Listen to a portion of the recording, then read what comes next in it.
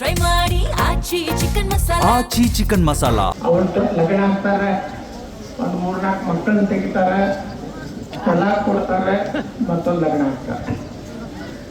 ನಾವು ಒಂದೇ ಲಗ್ನ ಆಗಿ ಒದ್ದಾಡ್ತಿರ್ತೀವಿ. ಯಾಕೆ ಆಗೋಣ ಯಾರಿಗೂ ಗೊತ್ತಿಲ್ಲ, ಆಪರೇಷನ್ ಮಾಡ್ಕೊಳ್ತೀವಿ.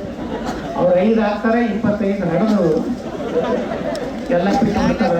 ಅಲ್ಲಿ ನಾವು ಇದೇ ರೀತಿ ಹೋದ್ರೆ 20 ವರ್ಷದಾಗ ಭಾರತ ಆಗಿ ಉಳಿದಿಲ್ಲ. ಅದಕ್ಕೆ ಬಾಬಾ ಸಾಹೇಬ್ ಅಂಬೇಡ್ಕರ್ ಅವ್ರನ್ನೇ ಇವತ್ತು ನಾವು ಸ್ಮರಣೆ ಮಾಡಕ್ ಹೋಗ. ಅಂಬೇಡ್ಕರ್ ಅವರು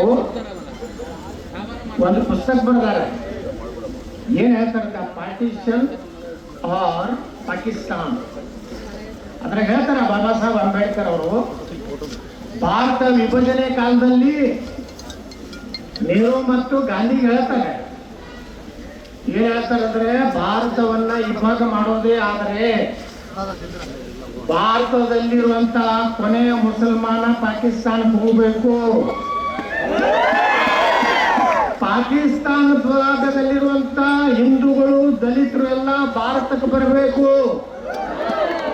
ಅಂದ್ರೆ ಶಾಂತಿ ಇರ್ತದೆ. ಇಲ್ಲಿ ಕಂದ್ರ ಅವ್ರ ಕಲ್ಲು ಹೊಡೆಯವ್ರೆ, ಅವ್ರ ದಂಧೆ ಮಾಡವ್ರೆ. ಇದು ಯಾರು ಹೇಳ, ಯಾವಾಗ ಯಾರ 1944ನಾಗ ಬಾಬಾ ಸಾಹೇಬ್ ಅಂಬೇಡ್ಕರ್ ಅವರು ಆ ಪುಣ್ಯಾತ್ಮ ನಾವು ನೆನೆಸ್ಬೇಕು. ಯಾರ್ಯಾರ್ದು ಪಾದ ಪೂಜೆ ಮಾಡ್ತೀವಿ ಅಂತ ನಾವು ಅಂಬೇಡ್ಕರ್ ಅವರು ದೂರ ಇಡಬಾರ್ದು. ನಾವು ದಲಿತ ನಾಯಕ ಅಲ್ಲ, ಇಡೀ ಭಾರತದ ನಾಯಕ ಬಾಬಾ ಸಾಹೇಬ್ ಅಂಬೇಡ್ಕರ್.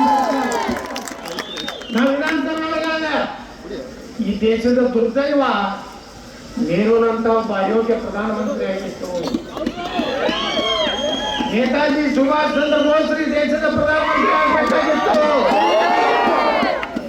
ಅವರಿಲ್ಲಂದ್ರೆ ಸರ್ದಾರ್ ವಲ್ಲಭಾಯ್ ಪಟೇಲ್ ದೇಶದ ಪ್ರಧಾನಮಂತ್ರಿ ಆಗ್ಬೇಕಾಗಿತ್ತು.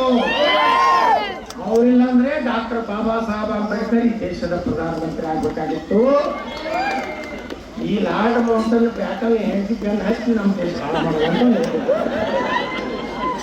ಇವತ್ತು ನಮ್ಮ ಮೋದಿಯವರ ಬಗ್ಗೆ ಯಾವೊಬ್ಬ ಸೈನ್ಯದ ಕ್ಯಾಪ್ಟನ್ ಏನು ಇಡೀ ನಮ್ಮ ಇಂಡಿಯನ್ ನೇವಿ ಒಂದು ಪುಸ್ತಕ ಬಿಡುಗಡೆ ಆಗಿಲ್ಲ, ಏನೂ ಇಲ್ಲ. ಅಲ್ಲಿ ಏನ್ ಬರ್ದಾರ ಅವರು, ಪಾಕಿಸ್ತಾನ ವಾರ್ ಮಾಡುವಾಗ ಪ್ರಧಾನಮಂತ್ರಿಗಳು ನಮಗೆ ಫ್ರೀ ಹ್ಯಾಂಡ್ ಕೊಟ್ಟರು ಅಂದ್ರೆ ಏನರ್ಥ? ಫ್ರೀ ಹ್ಯಾಂಡ್ ಕೊಟ್ಟಿದ್ದು ಒಳ್ಳೇದಲ್ಲ. ನಮ್ಮ ದೇಶದ ಸೈನಿಕರು ಪೊಲೀಸರನ್ನ ಕಾಶ್ಮೀರದಲ್ಲಿ ಗುಂಡ ಕತ್ತರಿಸಿ ಚೀಲ್ನಾಗ ಹಾಕಿ ನಮ್ಮ ಭಾರತಕ್ಕೆ ಕೊಟ್ಟು ಕಳಿಸಿದ್ರು. ಚಾಲೆಂಜ್ ಮಾಡ್ತಿದ್ರು ಪಾಕಿಸ್ತಾನದವ್ರು. ಯಾವ ಸೈನಿಕರ ಮೇಲೆ ಕಲ್ಲು ಬೀಳ್ತಿದ್ದು ಆದ್ರೂ ಅವ್ರ ಕೈಯಾಗಿ AK-47 ಇದ್ರೆ ಅವ್ರ ಮ್ಯಾಗ ಫೈರ್ ಮಾಡ್ಲಿಕ್ಕೆ ಅಧಿಕಾರ ಇರಲಿಲ್ಲ.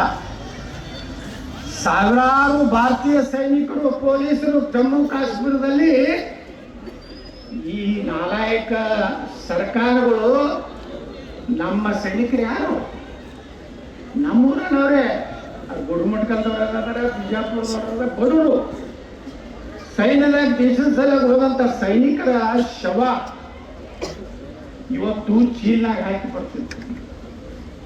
ಇವತ್ತೇನ ಸೈನಿಕರಿಗೆ ಗೌರವ ಕೊಡುವಂತ ಕೆಲಸ ಆ ಸೈನಿಕರ ಮನೆಗೆ, ಆ ಕುಟುಂಬಕ್ಕೆ ಒಂದು ಒಳ್ಳೆ ರೀತಿಯಿಂದ ಅವ್ರು ಜೀವನ ಮಾಡಲಿ, ದೇಶಕ್ಕೆ ಒಂದು ಮಗನ ಕೊಟ್ಟ ಅಂತ ಹೇಳಿ ಮೊದಲ ಬಾರಿಗೆ ಅಟಲ್ ಬಿಹಾರಿ ವಾಜಪೇಯಿ ಅವರು ಅವರಿಗೆ ಯಾವ ಹಳ್ಳಿ ಒಳಗೆ ಆ ಸೈನಿಕನ ಹಳ್ಳಿ ಇರ್ತದೆ ಆ ಹಳ್ಳಿಗೆ ಎಲ್ಲ ರಾಷ್ಟ್ರದ ಗೌರವದ ಜೊತೆಗೆ ಅಲ್ಲಿ DC-SP ಆ ಸೈನಿಕನ ಜೊತೆ ಹೋಗಿ ಗೌರವ ಕೊಟ್ಟು ಸಲ್ಯೂಟ್ ಹೊಡೆದು ಕೊಡುವಂತ ಕೆಲಸ ಈ ದೇಶದಲ್ಲಿ ಯಾರಾದ್ರೂ ಮಾಡಿದ್ರೆ ಅದು ನಮ್ಮ ದೇಶದ ದಿವಂಗತ ಅಟಲ್ ಬಿಹಾರಿ ವಾಜಪೇಯಿ.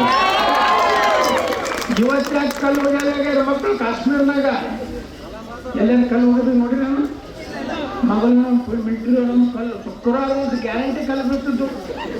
ನಮ್ಮ ಸೈನಿಕರ ಮೇಲೆ ಪೊಲೀಸರು ಈಗ ಒಂದರ ಕಲ್ಲು ಬಿದ್ದಿದ್ದು ಕೇಳಿದ್ರೆ ಕಾಶ್ಮೀರ್ನಾಗ ನರೇಂದ್ರ ಮೋದಿ ಅವರು ಒಂದೇ ಆರ್ಡರ್ ಮಾಡ್ಯಾರ, ಅವ್ರು ಏನಾರ ಕಲ್ಲು ಹೋಗದಂದ್ರೆ ಸೀದಾ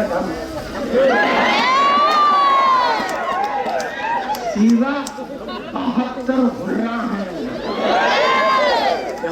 72 ಕನ್ಯರ ಒಬ್ಬ ಹಿಂದೂನು ಕೊಂದ್ರ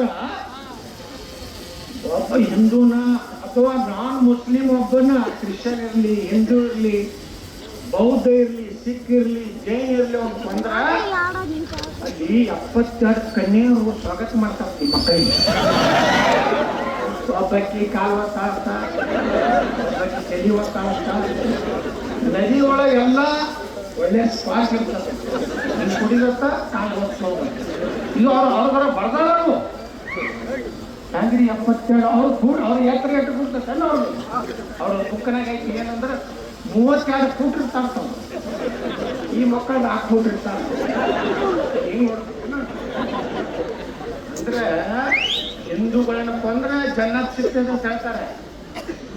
ಅವ್ರೆಂದು ನಮ್ಮ ಗೆಳೆಯರ ಆಗೋದು. ನಾವು ಸಿದ್ದರಾಮಯ್ಯನವ್ರು ಕೇಳಿದೆ, ಸಿದ್ದರಾಮಯ್ಯನವ್ರು ಇಟ್ಟು ಅವ್ರ ಬೆನ್ನ ಹತ್ತೀರಿ ಅವ್ರೆಂದ್ರೆ ನಿಮ್ಮವ್ರು ಹಾಕ್ತಾರೆ. ಇಲ್ಲ ಎಷ್ಟು ರಾಜಕೀಯ ಚಲೋ ಮಾಡ್ಬೇಕಾಗ್ತದೆ. ಅದಕ್ಕೆ ಬಂಧುಗಳೇ, ನಾವೆಲ್ಲ ಜಾಗೃತಿ ಹೇಳ್ಕೊಂಡು ಎಷ್ಟು ಜಾಗೃತಿ. ಇವ್ರು ನಿಮ್ಗೆ ಯಾರ್ದು ರೊಕ್ಕ ಕೊಟ್ಟು ತಂದೇಲಿ ಡಾಬಾದ ಕರ್ಕೊಂಡು ಹೋಗ್ಯಾರಂದ್ರೆ ಯಾರು ಕಾರು ಕೂರ್ಸ್ಯಾರ, ಯಾರು ಕಾಲು ರೋಟಿ ಚಿಕನ್ ತಿನ್ಸಾರ. ನೀವೆಲ್ಲ ಎದಕ್ಕೆ ಬಂದಿರಿ? ಹಿಂದುತ್ವ ಜಾಗೃತಿ ಆಗ್ಯಾರ. ಈಗ ನೀವಿನ 2 ವರ್ಷ ಎಷ್ಟು ನಮ್ಮ ಮಂದಿಗೆ ತೊಂದರೆ ಕೊಡ್ತೀರಿ ಕೊಡ್ರಿ.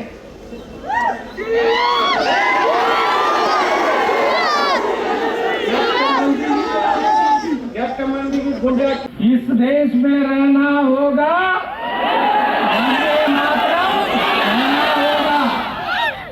ಈ ದೇಶದಾಗ ನೀವು ಇರ್ಬೇಕಾದ್ರೆ ಒಂದೇ ಮಾತ್ರ ಮನ್ಬೇಕು, ರಾಷ್ಟ್ರಪಿತ ಅಲ್ಲ ನಮ್ಮದು. ಪಾಕಿಸ್ತಾನದ ರಾಷ್ಟ್ರಪಿತ ಗಾಂಧಿ, ನಮ್ಮ ದೇಶದ ರಾಷ್ಟ್ರಪಿತ ನಾವು ಒಪ್ಪಿಗೋದಿಲ್ಲ.